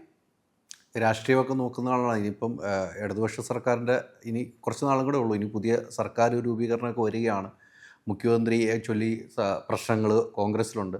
LDFിലാണെങ്കിൽ CPMലാണെങ്കിൽ ഇപ്പോൾ പിണറായി വിജയനെ ഇനിയും മത്സരിപ്പിക്കാമെന്നൊക്കെ CPMൻ്റെ സംസ്ഥാന കമ്മിറ്റിയിലേക്ക് വരുന്നുവെന്നാണ് നമ്മൾ കേൾക്കുന്ന ചർച്ചകൾ. ഈ രാഷ്ട്രീയ ചർച്ചകളിലൊക്കെ ഇപ്പോഴും കേൾക്കുമ്പോൾ എന്താ വന്നത്? താങ്കളൊക്കെ ചർച്ചയിൽ പങ്കെടുത്തുകൊണ്ടിരുന്നതുകൊണ്ടാണ് ഞാൻ ചോദിക്കുക. ഇപ്പം രാഷ്ട്രീയ ചർച്ചകളൊക്കെ ചാനലിൽ വരുമ്പോൾ അത് കേൾക്കുമ്പോൾ എന്താണ് തോന്നാറുള്ളത്? രാഷ്ട്രീയ ചർച്ചകൾ കേൾക്കുമ്പോൾ ഒരു കൗതുകത്തോടെ കാണുന്നു, കേൾക്കുന്നു എന്നുള്ളത് കവിഞ്ഞ് ഒന്നുമില്ല. ഒരു കൗതുകത്തോടെ കാണുന്നു. രാഷ്ട്രീയ ചർച്ചകൾ ഇപ്പോൾ ചർച്ചകളല്ലല്ലോ, അങ്ങോട്ടും ഇങ്ങോട്ടും ഒരു ബഹളം വെക്കും, അടി ബഹളം, ആ തരത്തിലല്ലേ വരുന്നുള്ളൂ. അല്ലാതെ എനിക്ക് അനുഭവമുണ്ട്. ഒരു പഞ്ചായത്ത് അന്ന് ബ്രിട്ടാസ് നടത്തിയ ഒരു ചർച്ചയിൽ ഞാനും ബേബിയും തമ്മിൽ കൊമ്പ് കോർത്തിട്ടുണ്ട്. M A ബേബിയായിട്ട്. അങ്ങനെ അന്ന് വിദ്യാഭ്യാസ മന്ത്രിയാണ്. കോർത്ത് അപ്പോൾ എങ്ങനെ കൊമ്പ് കോർത്താലും അതിനൊക്കെ ഒരു വിധത്വമുണ്ട്. ഇപ്പോൾ അതല്ലല്ലോ, ഇപ്പം എന്തും പറയാം, ആ ഒരു ലെവലിലാണ്. അപ്പോൾ അതൊക്കെ മാറിയ ചർച്ചകളുടെ ഒരു നിലവാരം കുറഞ്ഞു എന്നൊന്നുമല്ല, എല്ലാത്തിൻ്റെയും നിലവാരം കുറഞ്ഞു. ചർച്ചയുടെ മാത്രം നിലവാരം കുറയാതിരുന്നിട്ട് എന്ത് കാര്യം? അതുകൊണ്ട് ചർച്ചയൊക്കെ ഒരു കൗതുകത്തോടെ കാണുന്നു. ജനമൊന്നും ഇതിനെ ഗൗരവത്തോടെ കാണുന്നില്ല. അതുകൊണ്ടാണ് ചർച്ചയ്ക്ക് പ്രേക്ഷകരെ കിട്ടുന്നില്ലല്ലോ. ഈ ഡിബേറ്റിന് പ്രേക്ഷകരെ കാണുന്നില്ല. ഏറ്റവും നല്ല ഇപ്പോൾ ബിനു വിജോണിൻ്റെ ഡിബേറ്റിന് പ്രേക്ഷകരെ കിട്ടും. വേണു ഇപ്പോൾ ഡിബേറ്റ് മീഡിയ വണ്ണിൽ പോയപ്പോൾ വേണുവിൻ്റെ ഡിബേറ്റൊക്കെ ചതഞ്ഞു പോയി. മുമ്പ് മാതൃഭൂമി ഇരുന്നപ്പോൾ വേണുവിൻ്റെ ഒരു പ്രേക്ഷകർ, പിന്നെ 24 പോയി. 24 ഇരുന്നപ്പോൾ വേണുവിൻ്റെ ചിപ്പെല്ലാം ഊരി അവരങ്ങ് മാറ്റി. അപ്പോൾ വേണു അവിടെ നിന്നും ക്ലിക്കായില്ല. പിന്നെ മീഡിയ വണ്ണിലേക്ക് പോയപ്പോൾ ഇപ്പോൾ ശ്രമിക്കുന്നത്. പക്ഷേ വേണു മാതൃഭൂമി ഇരുന്നപ്പോൾ നല്ലൊരു ഡിബേറ്ററായിരുന്നു. അപ്പോൾ അതൊന്നുമില്ല. അപ്പോൾ ഇതിനെയൊക്കെ ഒരു കൗതുകത്തോടെ ഒരു കലാപരിപാടി പോലെ കാണും. ഒരു കലാപരിപാടി വൈകുന്നേരം ഭക്ഷണമൊക്കെ കഴിച്ചിട്ടിരുന്ന് ഒരു ചായയൊക്കെ കുടിച്ച് കട്ടൻ ചായയൊക്കെ കുടിച്ചുകൊണ്ടിരുന്ന് കാണാവുന്ന ഒരു കലാപരിപാടി. ഇതൊന്നും മനസ്സിനെ ബാധിക്കുന്നതേ ഇല്ല. ഒന്നിത് മനസ്സ് നിൽക്കത്തില്ല. അത് ചെറിയ സ്ക്രീനിൻ്റെ ഒരു വലിയ പ്രശ്നമുണ്ട്. അപ്പോൾ ഡിബേറ്റൊന്നും ഗൗരവത്തോടെ ആൾ കാണുന്നുണ്ടെന്ന് എനിക്ക് തോന്നുന്നില്ല. ഈ ഇലക്ഷൻ വരുവാണ് എങ്ങനെയാണ്? UDF ചാൻസ് ഉണ്ട്. ചാൻസ് ഉണ്ട് തീർച്ചയായിട്ടും. UDF ഒരു ഐക്യമില്ലായ്മയില്ല ഇപ്പോൾ. അത് വേറെ. UDF എന്തെങ്കിലും ജയിച്ചിട്ടുള്ളത് UDF ഐക്യം കൊണ്ടാണോ? LDF ദൗർബല്യം കൊണ്ടാണ് UDF ജയിച്ചിട്ടുള്ളത്. ആ ദൗർബല്യം ഇപ്പോൾ LDF ഇല്ലല്ലോ. അല്ല, ആ ദൗർബല്യമല്ല, ആൻറ്റി ഇൻകംബൻസി ഫാക്ടർ വരും, ഗവൺമെൻറ് വിരുദ്ധ വികാരം വരും. അത് രണ്ട് ടേം ഇരുന്നാൽ ഏത് ഗവൺമെൻറ് വരുന്നതാണ്. ഗവൺമെൻറ് വിരുദ്ധ വികാരം വരുമ്പോൾ ആ ഗവൺമെൻറ് വിരുദ്ധ CPM ഫോഴ്സസ് എല്ലാം കൂടെ യോജിക്കും. പണ്ട് ഹൈദരെ ചിന്തിക്കേണ്ട ഒരു കാര്യം, കെ കരുണാകരൻ എങ്ങനെയാണ് UDF വിജയിപ്പിച്ചുകൊണ്ടിരുന്നത്? CPM ഫോഴ്സസിനെ എല്ലാം കൂടെ യോജിപ്പിക്കും. SRP, NDP, ധീവരസഭ എല്ലാവരും കൂടെ യോജിക്കും. ഈ പിളർന്നു പോയതിനെ എല്ലാം കൂടെ യോജിപ്പിച്ച് ഒരുമിച്ച് കൊണ്ടുവന്നാണ് ജയിപ്പിക്കുന്നത്. അതുപോലെ CPM ഫോഴ്സസ് എല്ലാം കൂടെ ഇപ്പോൾ യോജിക്കും അടുത്ത തിരഞ്ഞെടുപ്പിൽ. കാരണം ഒരിക്കൽ കൂടെ വന്നാൽ ഇവരെല്ലാം കുഴപ്പത്തിലാവും. അതിനകത്ത് കമ്മ്യൂണൽ ഫോഴ്സസ് ഉണ്ടാവും, ബാക്കിയുള്ള ചെറിയ ഗ്രൂപ്പ്സ് ഉണ്ടാവും. അവരെല്ലാം കൂടി യോജിച്ച് തീർച്ചയായിട്ടും അടുത്ത പ്രാവശ്യം UDF വരും. UDF വന്നതിന് ശേഷം അടിയുണ്ടാക്കും, അത് വേറെ കാര്യം. താങ്കളുടെ ജീവിതത്തിൽ ഏറ്റവും ബുദ്ധിമുട്ടുണ്ടായ കൈപ്പേറിയ അനുഭവം ആ ചാനൽ മേധാവിയായി ഇരിക്കുമ്പോൾ അത്തരം ഒരു വാർത്ത കൊടുക്കുകയും പിന്നിൽ ജയിലിൽ പോയപ്പോഴുമായിരിക്കുമെന്ന് ഞാൻ വിശ്വസിക്കുന്നു. തീർച്ചയായും അതായിരിക്കും ഏറ്റവും വേദന, ഇന്നും വേദനയായിട്ട് നിൽക്കുന്നതും. ഇപ്പോൾ വേദനയാണോ അല്ലയോ എന്നുള്ള രണ്ടാമത്തെ കാര്യം, അതാണ് ഒരു നിർണായക ടേണിംഗ് പോയിന്റ്. എനിക്ക് വേദനയൊന്നുമില്ല, ഞാൻ പശ്ചാത്തപിക്കുന്നുമില്ല. അത് കൊടുത്തത് ഇന്നും സത്യമാണെന്ന് വിശ്വസിക്കുന്നുണ്ട്. തീർച്ചയായിട്ടും ആ വാർത്ത സത്യമാണ് എന്ന് വിശ്വസിക്കുന്നു. ശശീന്ദ്രനെതിരെയുള്ള വാർത്ത അന്ന് സംസാരിച്ചത് സത്യസന്ധമായ സാധനമാണ്, ആരെയും ഹണി ട്രാപ്പ് ചെയ്തതല്ല, അത് ജെന്യൂനായ ഫോൺ റെക്കോർഡിംഗ് തന്നെയാണെന്ന് താങ്കൾ ഇപ്പോഴും വിശ്വസിക്കുന്നു. അതുകൊണ്ടല്ലേ ഇപ്പോഴും അതുകൊണ്ടല്ലേ വീണ്ടും അദ്ദേഹം ആ കുഴപ്പത്തിൽ വീണ്ടും പോയി ചാടിയിരിക്കുന്നത്. എന്തുകൊണ്ട് പിന്നെ താങ്കളുടെ ചാനൽ അത് ഏറ്റുപിടിക്കുന്നില്ല ഇപ്പോൾ നിലവിൽ? അല്ല അത് പറയാം, അത് വന്നപ്പോൾ അങ്ങനെയാണെങ്കിൽ താങ്കൾക്ക് അത് വിശ്വാസമുണ്ട്. ഇപ്പോഴും അദ്ദേഹം നേരത്തെ അണ്ണൻ എന്താണ് പറഞ്ഞത്, മരം കയറ്റം മാറണല്ലോ. അങ്ങനെയെങ്കിൽ എന്തുകൊണ്ടാണ് ഇപ്പോൾ ഈ പ്രസ്ഥാനം താങ്കൾ ഉൾക്കൊള്ളുന്ന ഈ ന്യൂസ് മലയാളം 24/7 എന്തുകൊണ്ടാണ് ആ കേസ് അന്വേഷിച്ച് പുറകെ പോകുന്നില്ല? അന്വേഷണ പത്രപ്രവർത്തനമാണ് ഏറ്റവും നല്ലതെന്ന് പറയുന്നുണ്ട്, എന്തുകൊണ്ട് പോകുന്നില്ല? എല്ലാ ചാനലുകളും അതിൻ്റെ പുറകെയുണ്ട്. പിന്നെ നമ്മൾ എന്തുകൊണ്ട് അതുകൊണ്ട് നമ്മൾ പോകുന്നില്ല? ഞങ്ങൾ ഉൾപ്പെടെ എല്ലാ ചാനലുകളും അതിൻ്റെ പുറകിലുണ്ട്. മെയിൻ സ്ട്രീം ചാനലുകൾ എന്തുകൊണ്ട് ആ വാർത്ത കൊടുക്കുന്നില്ല എന്നുള്ളത് ഇതിലാണ് ചിന്തിച്ചിട്ടുണ്ടോ? അതായത് ഒരു ചാനലിന് വാർത്ത കൊടുക്കുമെങ്കിൽ തുടക്കം മുതൽ അവസാനം വരെയുള്ള ടെലിഫോൺ സംഭാഷണം മുറിക്കപ്പെടാതെ കിട്ടണം. മുറിച്ചാണല്ലോ കൊടുക്കാറ് നിയമപരം. പക്ഷേ നമ്മുടെ കയ്യിൽ ഫുൾ ടെക്സ്റ്റ് വേണം നിയമപരമായിട്ട്.